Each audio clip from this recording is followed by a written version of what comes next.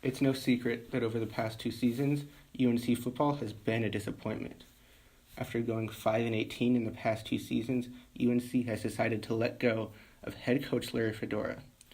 Former UNC head football coach Mack Brown has been hired as a replacement. Brown coached at UNC from 1988 to 1997 before leaving to be the head coach at the University of Texas. Brown is the second all-time leader for UNC wins as a head coach with 69 wins, 3 behind Dick Crum. After having back-to-back 1-10 seasons, Mack had 8 straight winning seasons at UNC, 5 bowl appearances, and 3 bowl wins. He led UNC to appearances in the AP Top 25 every week from October of 1992 to the beginning of the 1995 season, as well as a top 10 ranking his last 2 seasons, including a number 4 ranking in 1997. Mack had 3 10-win seasons. The Tar Heels never won the ACC championship during Mack's tenure, in some states because of Florida State going to the ACC. But even with that, UNC football saw a great rise in popularity during his time with the Tar Heels. It was common knowledge that UNC was still a basketball school, but UNC football was also extremely popular then. Games at Kenan Stadium would sell out a lot, including a standing room only crowd of 62,000 that watched UNC play Florida State in 1997. This is still the largest crowd to watch a college football game in the state of North Carolina. Unfortunately, after promising he would not leave North Carolina for Texas, Mack left before the end of the 1997 season, leaving defensive coordinator Carl Toothbrush to coach the Gator Bowl, which the Tar Heels won. Some were mad at Mack for leaving. Others understood. Texas would pay a lot more. It had a great football history as a school and as a state. And in most people's lives, if a better opportunity presents itself, you take it. If you work for the News and Observer or Charlotte Observer and the New York Times wants to hire you, would you take it? I would certainly think about it. After Mack left, he went on to glory, while UNC did not.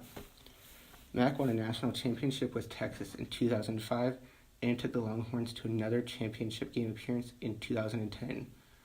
He won Coach of the Year, had a winning season every year he coached there from 1998 to 2013, and was inducted into the College Football Hall of Fame in 2018. The Tar Heels fired Toothbrush after going 17-18 in 3 years.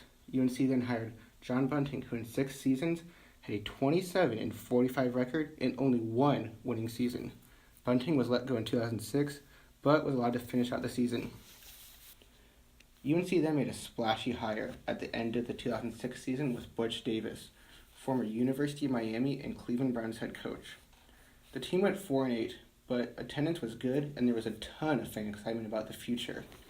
During the 2008 season, the Tar Heels were ranked 22nd on the AP poll, their first time being ranked in 7 years, and finished with their first winning season since 2001. Fan attendance almost got to Mack Brown era levels. After going 4-8 in his first season, Davis had 2 back-to-back 8-win seasons, and things were looking up. But, as a common theme for UNC football, things can only get so good before they come crashing down. And they did. The NCAA had 2 investigations of athletes receiving improper benefits and outside or improper help with their schoolwork. 13 UNC players were suspended for the home opener, and 3 were determined ineligible after the season was over and could not return to play at UNC.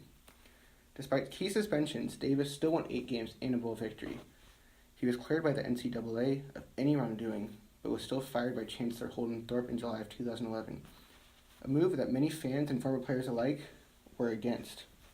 Then UNC was hit with a 1-year bowl ban, fines, and the defensive line coach was never allowed to coach again in college.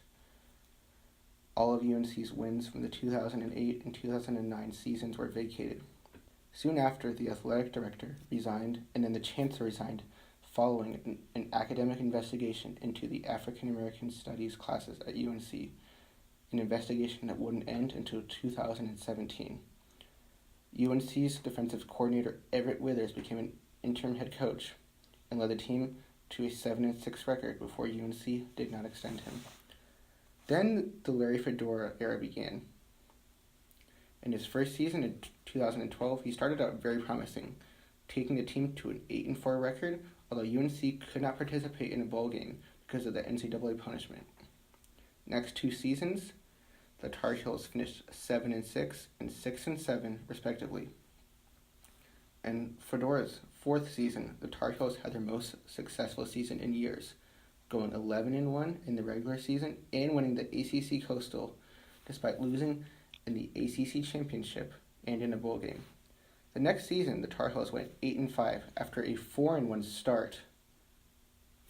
Quarterback Mitch Trubisky was taken with a 2nd pick in the NFL draft.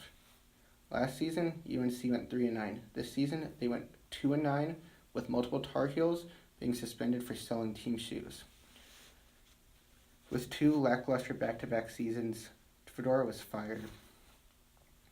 Yes, UNC is a basketball school, but we do care about football. When we aren't embarrassingly bad, there's nothing worse than going to a football game on a hot September day and seeing them lose by 30. When we are competitive, it is fun. When we are good enough to have primetime matchups, it is exciting and people do come. Just look at what Mac was able to do. Many UNC fans have wondered over the years, what if Mac had stayed?